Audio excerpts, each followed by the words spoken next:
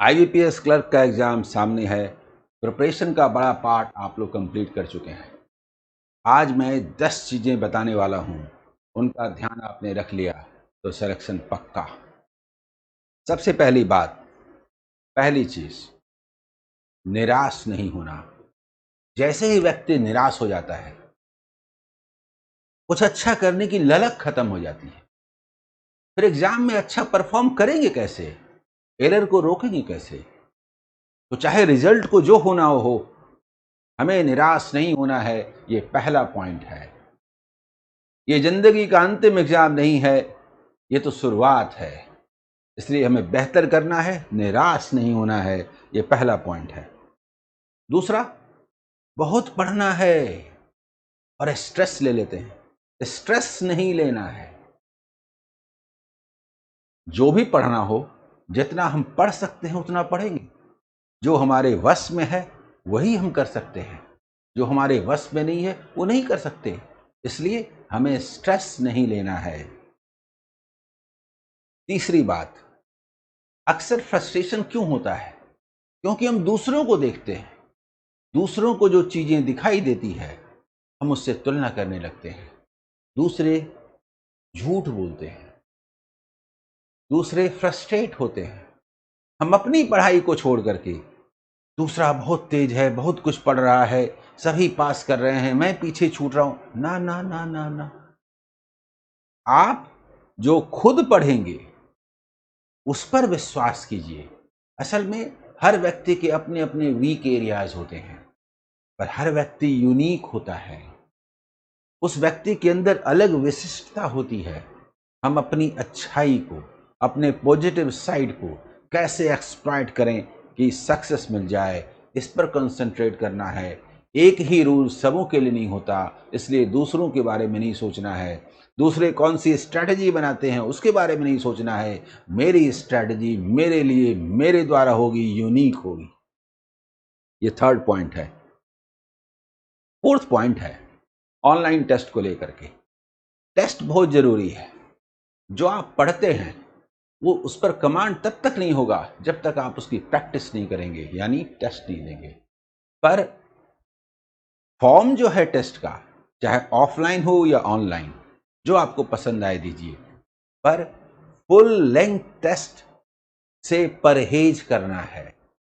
अगर आप 4-5 दिनों में कोई एक फुल लेंथ टेस्ट दे देते हैं या 1 वीक में एक, तो चलेगा। इससे ज्यादा देने से नुकसान होगा। आपको चैप्टर वाइज टेस्ट देना है। आपको सिंप्लीफिकेशन के 15 क्वेश्चन का टेस्ट देना है। आपको नंबर सीरीज के 5 क्वेश्चन का टेस्ट देना है। आपको अरिथमेटिक क्वेश्चंस के 10 क्वेश्चन का सेट लेके उसका टेस्ट देना है। आपको डीआई का टेस्ट देना है, ओनली डीआई का टेस्ट देना है, तब डीआई में इंप्रूवमेंट होगा। तो आपको chapter wise, section wise test देना है, ओवरऑल टेस्ट नहीं देना है। सिर्फ मैथ्स का टेस्ट दे दें चल भी जाए, लेकिन तीनों का टेस्ट दें, इसको अवॉइड कीजिए। इक्का दुक्का आपने दे दिया ठीक है, लेकिन उस पर ज्यादा जोर न दें। ये हमारा चौथा पॉइंट है।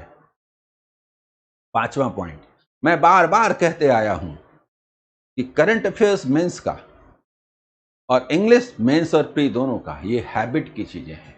लेकिन अब जबकि आपके पास मुश्किल से 7-8 दिनों का टाइम रह गया है, अब इंग्लिश पर बहुत ज्यादा जोर नहीं देना है। अब थोड़ा कम कर दीजिए। जितना पढ़ना था पढ़ चुके, अब पूरा जोर लगाना है मैथ्स और रीजनिंग पर।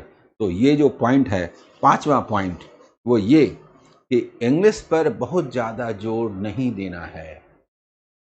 अब जो एग्जाम सामने है उसको देखते हुए अगला पॉइंट, छठा नंबर, जो आपने अभी तक पढ़ा है उस पर विश्वास कीजिए। जितने नए चैप्टर्स पढ़ सकते थे पढ़ लिए। पॉइंट ये है कि आपको नए चैप्टर्स नहीं पढ़ने हैं। अगर कोई चैप्टर आपने कभी नहीं पढ़ा, मान लीजिए परमुटेशन कॉम्बिनेशन आपने कभी नहीं पढ़ा, मान लीजिए प्रोबेबिलिटी आपने कभी नहीं पढ़ा, मान लीजिए कि मेंसुरेशन में आपको बहुत दिक्कत होती है, वो आपने ठीक से नहीं पढ़ा, तो अब नए चैप्टर को पढ़ने का समय नहीं है। ये आपका 6th पॉइंट है। छठा पॉइंट है कि मैथ्स हो या रीजनिंग, नए चैप्टर्स नहीं पढ़ने हैं। इसके बाद 7th, रीजनिंग में पजल जितना बनाना था बना चुके, अब पजल्स मत बनाइए। क्यों? क्योंकि पजल बनाने में थक जाएंगे और उससे वो अचीवमेंट नहीं होगा जो कि अदरवाइज पजल के अलावा रीजनिंग के दूसरे सेक्शन में जोर देने पर बनेंगे। तो 7th पॉइंट ये है कि पजल्स पर अब ज़्यादा जोर नहीं दें। मैंने पहले कहा था पजल्स पढ़ने के बारे में, लेकिन जैसे जैसे एग्ज़ाम नज़दीक आ रहा है अब कह रहा हूँ पजल्स पर ज़्यादा जोर नहीं दें। जो सीखना था, जो प्रैक्टिस करना था, कर चुके। 8वां पॉइंट ये है, 8th पॉइंट, कि जिस तरह से रीजनिंग में पजल के बारे में मैंने कहा, मैथ्स में डीआई के बारे में कहता हूं कि डीआई भी जितना पढ़ना था पढ़ चुके। अब डीआई पर ज़्यादा जोर न दें। थोड़ा इक्का दुक्का आप बना सकते हैं, लेकिन दिन भर डीआई पढ़ने वाला दौर खत्म हो गया, उससे उतना फायदा नहीं होगा। जो समय 7-8 दिनों का बचा है, इसमें हमें ये सोचना है कि इस समय में ज़्यादा से ज़्यादा फायदा कैसे उठाया जाए। तो अब फायदा उठाने का टाइम मैथ्स में डीआई और रीजनिंग में पजल को छोड़कर बाकी सेक्शन से है। अब जो करना है, 8 पॉइंट में बता चुका, 8, 2 पॉइंट और वो मैथमेटिक्स से संबंधित है। सिंप्लीफिकेशन एंड नंबर सीरीज, इसको एक साथ लेके मैं बात करता हूं, इस पर जोर दीजिए। इसके जितने क्वेश्चंस बना सकते हैं इस बीच बनाइए। इसमें उस तरह से थकावट भी नहीं होगी, आप ज़्यादा से ज़्यादा पढ़ भी पाएंगे। तो सिंप्लीफिकेशन और नंबर सीरीज को मैंने एक साथ रखा। मेन पार्ट सिंप्लीफिकेशन है और फिर इसके साथ नंबर सीरीज है, क्योंकि ये दोनों मिलकर के आपको 15 या 20, सिंप्लीफिकेशन के 10 क्वेश्चंस हो सकते हैं या 15, तो 15 या 20 दोनों मिला करके इतने की गारंटी हो जाएगी मुश्किल से 7-8 मिनट के अंदर। तो ये बड़ी बात होगी। और लास्ट पॉइंट ये है कि अरिथमेटिक वर्ड प्रॉब्लम्स जो हैं उन पर जोर देना है। अरिथमेटिक वर्ड प्रॉब्लम्स तो 10 आएंगे, डिफरेंट चैप्टर्स से आएंगे। इनमें से कुछ चैप्टर्स जो आपको बहुत टफ लगते हैं, अब आप उनको अवॉइड कर दीजिए, और कुछ चैप्टर्स, उनका नाम मैं अभी बताता हूं, इनके क्वेश्चंस बनाइए। इसमें से आप 10 में से 6 क्वेश्चन पक्का बना लेंगे। तो आप इन्हीं चैप्टर्स को जो अरिथमेटिक के हैं वो पढ़ेंगे। उसमें से फर्स्ट है problems based on edges, second है पार्टनरशिप, संभव है दोनों से एक एक क्वेश्चन आ जाए। थर्ड है एवरेज, कभी आएगा कभी नहीं आएगा, लेकिन एज के साथ मिला के आ जाएगा। परसेंटेज फोर्थ है, इससे जरूर आएगा, इस 4 में से 3 आएंगे।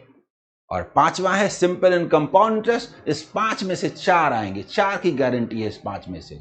इस 5 में से 4 क्वेश्चन की गारंटी है, और 5वें क्वेश्चन की गारंटी है time and distance, train and boat and stream से, और 6ठे क्वेश्चन की गारंटी है टाइम एंड वॉक से। अगर संभव हो तो 7वां क्वेश्चन मेंसुरेशन कर लीजिए। वो लोग जो मेंसुरेशन पढ़े हैं और ये 7 क्वेश्चंस आपने कर लिया, तो आपको प्री में कोई रोकने वाला नहीं है। डेफिनेटली प्री आपकी झोली में जाएगा। एक रूल है मेथड ऑफ एलिगेशन, ये डिफरेंट चैप्टर्स में यूज होता है, इसलिए इसको अलग से कर लेना है। जो समय बचा उसके लिए मैंने जो काम बताया वो करने के लिए आपको बाकी चीज़ों को अवॉइड करना पड़ेगा, ताकि तभी इसी एरिया में आप कंसंट्रेट कर सकेंगे। ये 10 चीज़ें कर लीजिए, सिलेक्शन आपका। Okay, all the best, bye.